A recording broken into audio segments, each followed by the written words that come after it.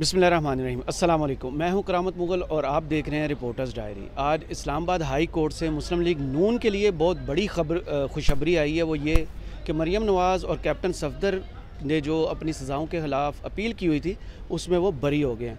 रिजवान भाई, वैसे तो आप हाई कोर्ट में नहीं होते, आज आप नज़र आए तो मैंने कहा चलें आपकी मौजूदगी का फ़ायदा उठाते। मरियम नवाज़ की बरीयत जो है ये क्या नवाज शरीफ की वापसी और उनके लिए पाकिस्तान के जो मसनद इक़्तिदार होते हैं उसके दरवाजे खोल रहे हैं? बहुत शुक्रिया मुगल साहब। ये सामने ज़ुबैर अली ख़ान खड़े हैं, इन्होंने कल एक ट्वीट किया कि लेवल प्लेइंग फील्ड लोडिंग तो ये अब तकरीबन मेरे ख्याल में लोडिंग के बाद ये कि अब मामला एंड की तरफ ही जा रहा है, लेवल प्लेइंग फील्ड बनाई जा रही है। आज मरीम नवाज़ ने अपनी मीडिया से गुफ्तगू में ये भी कहा है कि नवाज शरीफ जल्द वतन वापस आएंगे। और ये सारे केस को अगर आपके केस के मेरिट से हट के सिर्फ अगर आप आउट ऑफ द बॉक्स देखें तो एक ही चीज़ समझ आती है कि रिलीफ और वो जो NRO इमरान खान जिसकी बात करते हैं उसी की तरफ चीज़ें हमें जाती नज़र आ रही हैं। क्योंकि अचानक से देखा है आपने कि एक वक्त था कि ये लोग अताब में थे, जेलों में थे। हम इसकी बात नहीं करते कि इनके ऊपर मेरिट के ऊपर मुकदमे बनाए गए थे। वो मुकदमे क्यों बनाए गए थे लोगों को अब सब पता है कि क्या कहाँ से गेम होती है और क्या चीज़। भाई, आप चीज़ों को बहुत बारीकी से देखते हैं। पनामा आया, पनामा किसी ना पाकिस्तानी ने बनाया था ना किसी ने नाम डाले थे। इन लोगों के नाम उसमें खुद आए। सुप्रीम कोर्ट में ये लोग गए, इन्होंने बर्डन ऑफ प्रूफ अपने आप पर ले लिया था कि ये अल्हम्दुलिल्लाह, आपको भी याद होगा आपके चैनल पर ही हुआ था, अल्हम्दुलिल्लाह ये जदादें हमारी। उसके बाद इस सारे सिनेरियो में ऐसा बिहाइंड द सीन क्या हुआ कि एकदम से पिछली हेयरिंग में और इस हेयरिंग में, पिछली हेयरिंग में ये आइडिया हो गया था कि बरीयत की तरफ केस जा रहा है। ऐसा हुआ क्या है बिहाइंड द सीन को आप अपना पॉलिटिकल एनालिसिस देना। मैं तो मरियम नवाज़ की वो बात मुझे नहीं भूलती कि मज़ाहमत होगी तो मुफाहमत होगी। सो ये उन्होंने बड़ा अच्छा खेला जी टेक्निकली। बेसिकली एक तो आज जब सज़ाएँ वगैरह हुई और सारी चीज़ें, मैं अगेन वो बात करूँगा कि उनके मेरिट्स के ऊपर हम बात नहीं करेंगे, हम तो पॉलिटिकल साइड के ऊपर बात करें ना। सज़ाएँ हुई लेकिन उसके बाद जिस तरह से पब्लिक में जाके इन्होंने एक नैरेटिव बनाया कि हमें सज़ाएँ जो हैं वो गलत हुई, कि अकामा के ऊपर निकाला गया, फ़लाँ हुआ। वो आपको बेहतर पता है, लोगों को भी पता है कि यार वो सारा साल पूछते रहे, आज भी पूछते रहे कि जी वो फ्लैट्स की मलकियत जो है वो बता दें कोई। अब तो चूँकि नैब ने साबित करना था तो नैब अब उसका वो ढंग या जहर निकल गया है, तो नैब वो बेचारी प्रोसिक्यूटर आज आई नहीं अदालत में। तो लास्ट टाइम भी उनकी बड़ी हुई थी। जी तो वो नैब ने एक तो उनका पासपोर्ट वापसी में उस दिन जवाब जमा कराया, उन्होंने कहा जी हमें उनके पासपोर्ट की अब ज़रूरत ही नहीं है। और आज भी उनके जो बिल्कुल ढीले और ढाले किस्म के नैब का वो निकल गया ना जी, वो नैब की तरह जहर निकल गया, कानून में तरमीम हो गई। सो ये अगेन बात वही है कि आपने कहा कि फ़ैसला जो भी सज़ाएँ इनकी हुई थी उसके बाद इन्होंने पॉलिटिकली उसको खेला, एक प्रेशर डेवलप किया। उस प्रेशर के अंदर फिर ये हुआ कि फिर चूँकि इमरान खान गवर्नमेंट में थे और इमरान खान के जब मामलात ख़राब हुए तो फिर ज़ाहिर है किसी न किसी का कंधा चाहिए होता है। और फिर उन्होंने एक बेहतरीन मौका था, अपना कंधा फराहम किया, अपने केसेस से जान छुड़वाई।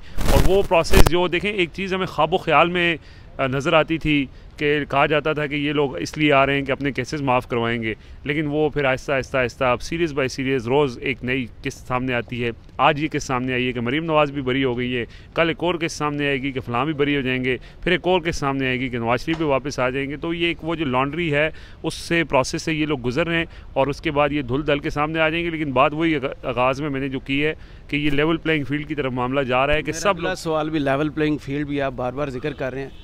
खान साहब पर जो केसेस इस वक्त बनते जा रहे हैं कोर्ट में आके उड़ जाते हैं। आपने देखा ममनुआ फंडिंग केस के साथ क्या हुआ, दहशतगर्दी वाली दफात के साथ अब क्या हुआ।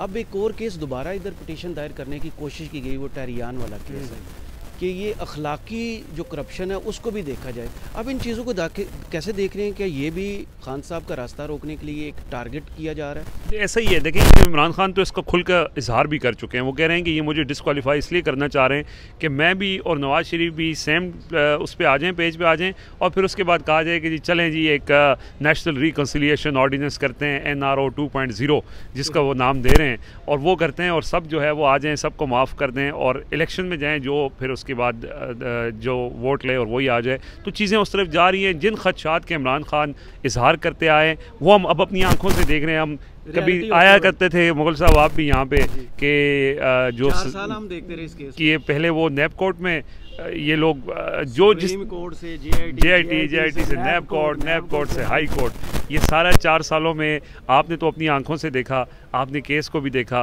किस तरह से। ठीक है, नैब तो आज उसका डंग या उसका जहर निकल गया है, लेकिन किस तरह से इनके वकला के पास भी कुछ बताने को नहीं था। लेकिन अगेन वो बात है कि मेरिट के ऊपर तो चीज़ों को नहीं देखा जाता, यहाँ पॉलिटिकली देखा जाता है। कल ये मुश्किल में थे, आज यहाँ से ये जिंदाबाद के नारे में, बल्कि अब आपने मुझे याद आ गया, मैं अभी जब ये केस चल रहा था तो मुस्लिम लीग नून के एक बड़ा पुराना रुकन है, उससे हमारा भी बड़ा अच्छा ताल्लुक़ है। तो वो मुझे कहता है कि यार आपने मेरा पता ही नहीं किया, मैं तो 6 महीने गायब रहा हूँ और जेल में रहा हूँ और 1 साल से मैं दहशतगर्दी का केस भुगत रहा हूँ। मैंने कहा क्या हुआ? कहता है मैंने 2 साल पहले ना एक जलसे के अंदर एक नारा लगाया था तो मुझे उठा के ले गए थे, 6 महीने तो मैं गायब रहा और उसके बाद अब वो दहशतगर्दी का मुकदमा है वो मैं भुगत रहा हूँ, लेकिन वो मुकदमा भी ख़त्म हो जाएगा। आज वो यहाँ पे जिंदाबाद जिंदाबाद के नारे लगा रहा था। तो ये एक हम वो देख रहे हैं, एक साइकिल है कि कभी एक पार्टी जो है वो ताब का शिकार होती है, कल लाड वाला टैग अब कहीं और। जी बिल्कुल वैसे ही है। और मरियम नवाज़ ने आज मीडिया से गुफ्तगू में भी वो सारी बातें की, लेकिन ये नहीं बता सकी जिस तरह से उन्होंने इशारा ज़रूर दिया है कि मैंने ज़ुबान बंद की हुई थी और अब मैं खोलूंगी, लेकिन लगता है कि उनकी ज़ुबान फिलहाल बंद ही रहेगी। माजी में बताते हुए रिजवान भाई कि मुझे वो रास्ता आता है, मुझे वो रास्ता आता है। हाँ, वो मजबूरी में उन्होंने वो रास्ता इख्तियार किया है और वो रास्ते से उनको ये देखें, उस रास्ते में ये होता है कि फिर आपको आसानियाँ हैं उस रास्ते में, और आज उनके लिए आसानियाँ हैं। वो देखें अब वो इलेक्शन के लिए भी अहल हो गई हैं, वो इलेक्शन लड़ने के लिए भी तैयार हैं। वैसे मैं चाहता हूँ कि बड़ा अच्छा मौका है कि वो इलेक्शन लड़ने के लिए अहल हो चुकी हैं, इसी हुकूमत का हिस्सा बने, इलेक्शन में आएँ, कोई सीट लें, इमरान खान भी आएँ और दोनों का मुकाबला हो जाए और किसी भी सीट पाकिस्तान की, तो बड़ा अच्छा एक हो जाएगा, पता चल जाएगा कि कितना। पहले इलेक्शन कमीशन डरा हुआ है 9 सीटों पर जो उन्होंने धमाका किया। बिल्कुल ऐसे ही, वो 9 सीटों में पता नहीं इलेक्शन लगता है कि अब ये जो नई डेट आई है इसमें भी नहीं होंगे, लेकिन किसी एक सीट पे मरियम नवाज भी आ जाए तो बड़ा अच्छा कॉन्टेस्ट हो जाएगा। यानी कि असम्बली को आप देख रहे हैं कि बहुत अच्छी चलेगी। जी बल्कि मौका है जी। मैं तो कहता हूँ ये भी शहबाज शरीफ साहब ने अपना शौक़ पूरा कर लिया है, 73 रुकनी काबीना हो गई है, तो मरियम नवाज़ को अगर शौक़ है कि वो भी वज़ीर आज़म बनना चाहती हैं, स्पीकर बनना चाहती हैं, कि रुकने पार्लियामेंट बनना चाहती हैं, बेहतरीन मौका है, आएँ, लूट सेल जारी है, वो भी मज़े करें। बहुत शुक्रिया रिजवान। तो आपने तज़िया सुना रिजवान ग़लज़ई का, बहुत बेबाक तज़िया देते हैं। हमें अपनी राय से ज़रूर आगाह कीजिएगा और देखते रहिए रिपोर्टर्स डायरी।